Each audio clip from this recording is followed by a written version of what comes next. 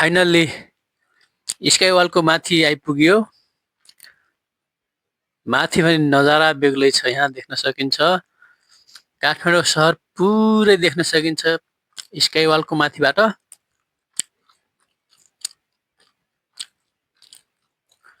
काठमाडौँ सहर हेर्दा लाग्छ रहर, गिड्डै गिड्डले भरिएको सहर, दिमाग लगा पासा पैसा खच्छ बरर भने जस्तै छ। यहाँ माथिबाट हेर्दाखेरि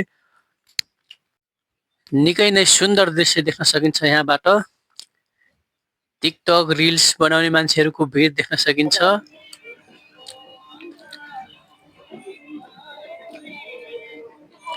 ब्याकग्राउन्डमा इङ्ग्लिस सङ बजिरहेको छ।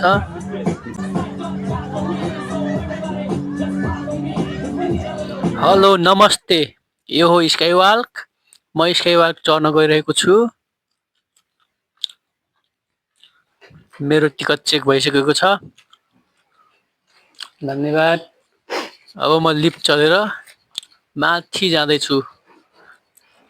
म लिफ्ट भित्र छिरिसकेको छु। एकछिनमा लिफ्टको ढोका बन्द हुन्छ। लिफ्टको ढोका बन्द भइसक्यो। अब म लिफ्टबाट माथि जाँदैछु। लिफ्टको ढोका खुल्दैछ।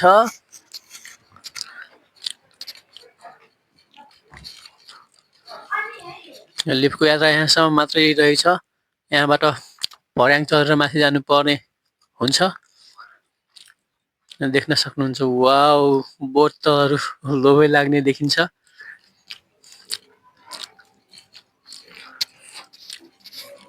अब पनि भर्याङ चढेर म माथितिर जाँदैछु।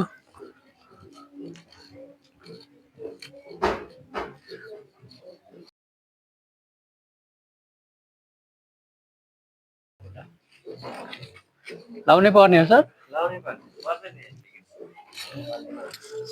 यहाँ आइसकेपछि खुट्टामाथि पनि मोजा लाउनु पर्ने रहेछ। यो कारण के हो भनेपछि सिसामा हिँड्दाखेरि स्क्रैच नहोस् भनेर हो। एकदमै राम्रो।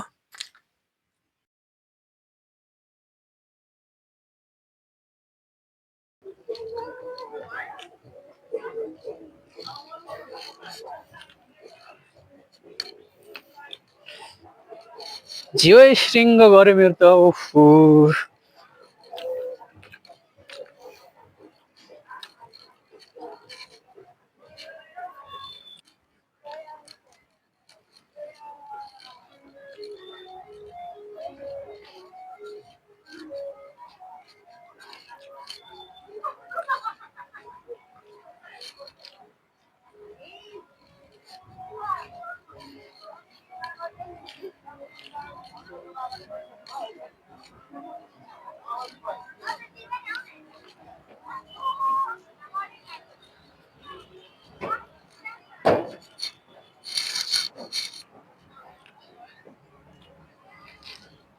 यहाँबाट हिमालहरू पनि देख्न सकिन्छ। अहिले मौसम क्लियर नभएको कारणले हो, नत्र यहाँबाट क्लियर प्रशस्त हिमालहरू देख्न सकिन्छ।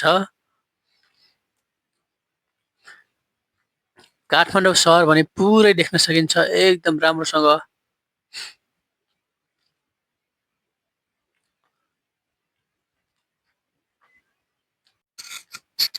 यो हो रानी पोखरी। आजभन्दा करिब 300 वर्ष पहिले राजा प्रताप मल्लले आफ्नो छोराको सम्झनामा बनाएका हुन्। अनि यो बीचमा रहेको मन्दिरलाई गोपालेश्वर महादेव मन्दिर भनिन्छ। यो मन्दिर वर्षमा एकपटक भाइ टीकाको दिन मात्र खोल्ने गरिन्छ।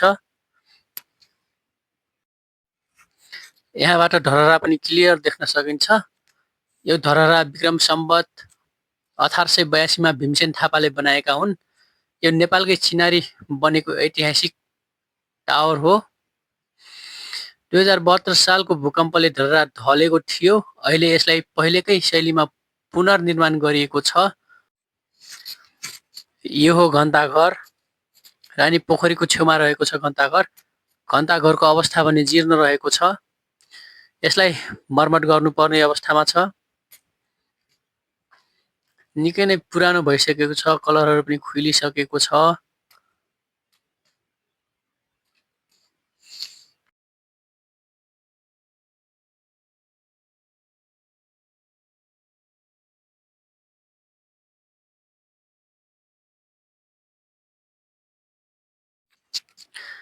स्काइवाल्क आएर सिसामाथि पनि सुत्यो आज।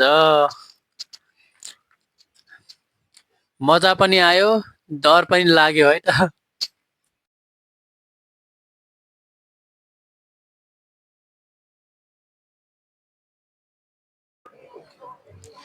आकाशमा प्लेन उडिरहेको छ, देख्न सक्नुहुन्छ। यो प्लेन पक्कै पनि रोजगारको लागि विदेशी युवाहरूलाई बोकेर उडिरहेको छ। पक्कै पनि यो साउदी, कतार, दुबई अन्य खाडी मुलुकतिर जाँदै गरेको हुन सक्छ।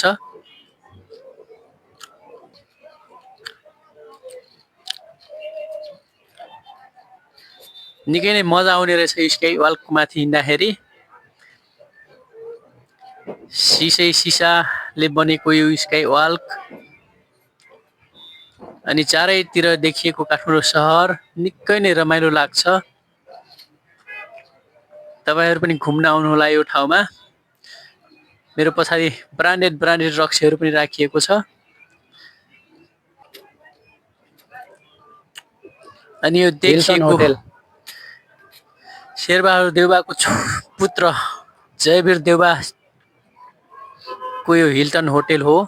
अहिले यो जलेको अवस्थामा रहेको छ।